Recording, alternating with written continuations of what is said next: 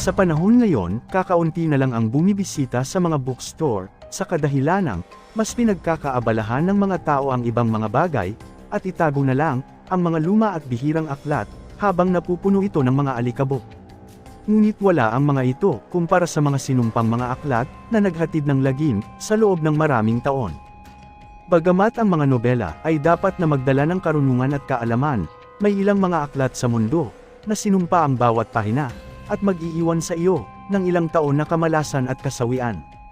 Mula sa sinumpang tula ng Japan, at mga spellbook ng mangkukulam, hanggang sa isang nakamamatay na nobela, na pumapatay, sa sinumang maglakas loob, na mag-translate sa mga pahina nito. Ang mundo ng literature, ay meron ding madilim na bahagi, na hindi mo lubos maisip. Narito at ating alamin, ang 5 nangungunang aklat, na hindi mo dapat basahin.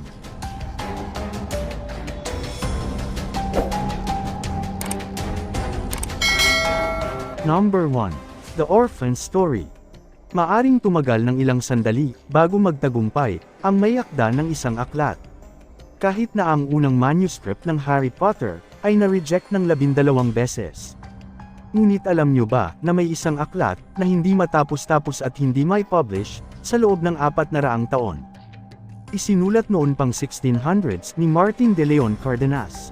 Ang The Orphan Story, ay isang Golden Age novel, tungkol sa isang 14 na taong gulang na Kastila, na nagtungo sa Amerika, para maghanap ng kapalaran. Bagamat ito, ay parang tipikal na kwento ng pakikipagsapalaran, isang malaking kadiliman, ang nakatago sa bawat pahina nito, na humantong sa hindi pagka-publish ng nobela, hanggang taong 2018. Si Belinda Palacios, isang Peruvian scholar, na nag-edit ng aklat sa loob ng 2 taon, ay nagsabi, na binalaan siya ng maraming tao, tungkol sa The Orphan Story. Sinabi nila sa kanya, na ang nobela ay isinumpa, at ang dahilan kung bakit natagalan ang pag-publish, ay dahil ang sinumang magpatuloy sa paggawa nito, ay namamatay sa hindi maipaliwanag na dahilan.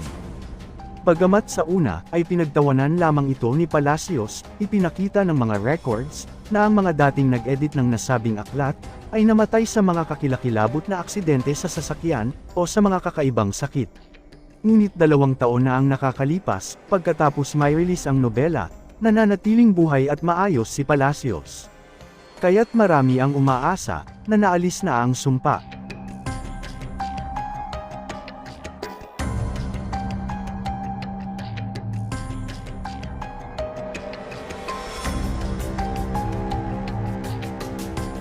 Number 2. The Untitled Grimoires. Kung sa tingin mo, ay sapat na ang kaalaman ng mga tao, na hindi kailanman pwedeng paglaruan, ang spellbook ng isang mangkukulam. Sa tingin namin, ay hindi pa yun sapat. Ang Untitled Grimoires ay isang set ng 2 handwritten, spiral-bound spellbook, na ibinenta ng isang online retailer, sa halagang halos $14,000 noong 2013. Ang aklat ay sulat kamay at nilikha, ni Persephone Adrastea Irene, noong 1960s. Si Persephone Adrastea Irene, ay isang high priestess ng Wicca, na umano'y namuno, ng kanyang sariling samahan ng mga witches. Lahat ng 250 na pahina ng aklat, ay puno ng mga magic spell, gayuma, mga pang-akit, at mga detalye, kung paano tatawagin ang mga espiritu at demonyo. Gayunpaman, meron itong isang mahalagang mensahe. Binalaan ng online seller, ang mga mamimili, na ang sinumang hindi mananampalataya, na gumugulo sa aklat, ay magdadala, ng nakamamatay na sumpa sa kanilang sarili. Habang ang may akda naman, na si Persephone, ay tahasang nagsabi, na ang pagpapatuloy sa pagbabasa ng aklat, ay magkakaroon ng malubhang kahihinatnan. Isinulat niya, na ang mga tao, na walang sapat na kaalaman sa librong tulad nito, ay mahigpit na ipinagbabawal ang pagbabasa, at huwag na dapat magpatuloy, o ang hustisya ang magpapataw ng mabilis, at kakilakilabot na parusa, na tiyak na pagdurusahan, sa kamay ng kadiliman.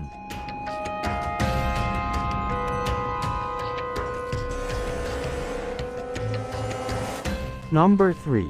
The Book of the Sacred Magic of Abramelin the Mage.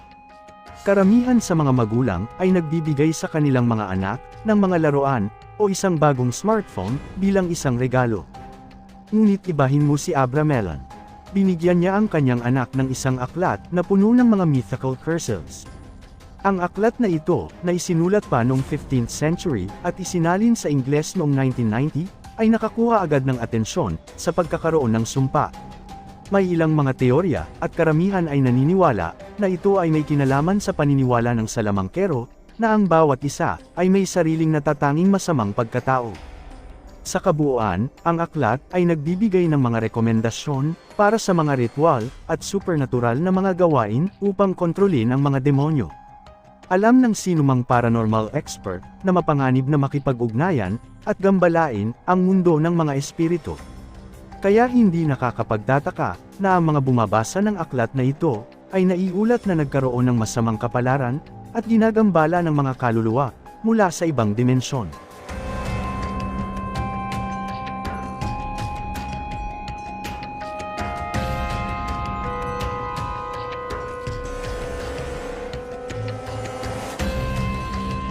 Number 4.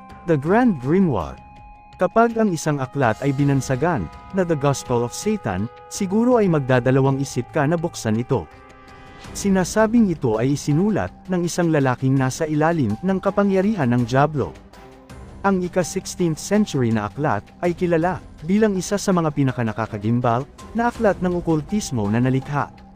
Naglalaman ito ng mga itim na ritual, at mga paraan, kung paano tawagin ang mga demonyo, at ibangon ang mga espiritu mula sa mga patay.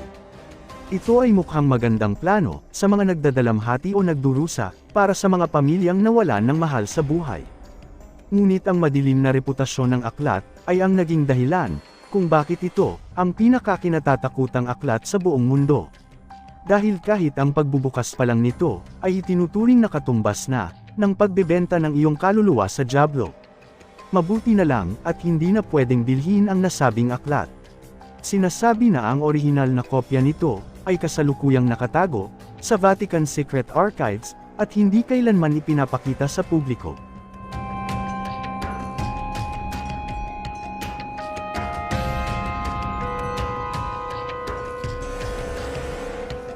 Number 5. The Voynich Manuscript.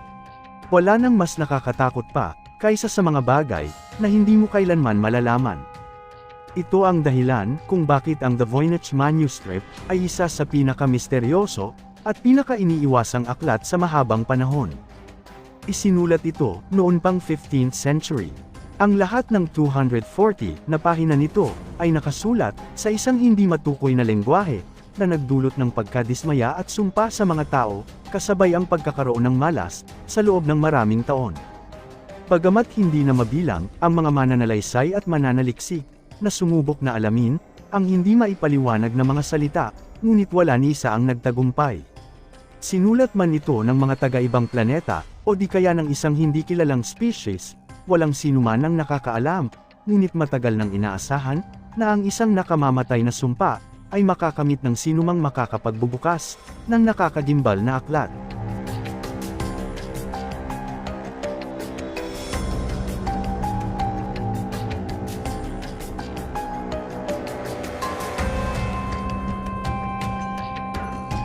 At dyan na nagtatapos ang ating kwento, tungkol sa 5 nangungunang aklat, na hindi na dapat basahin, ng kahit na sinuman. Sana ay may napulot kayong bagong kaalaman, at kung nagustuhan ninyo ang video, please like, share and subscribe. Maraming salamat.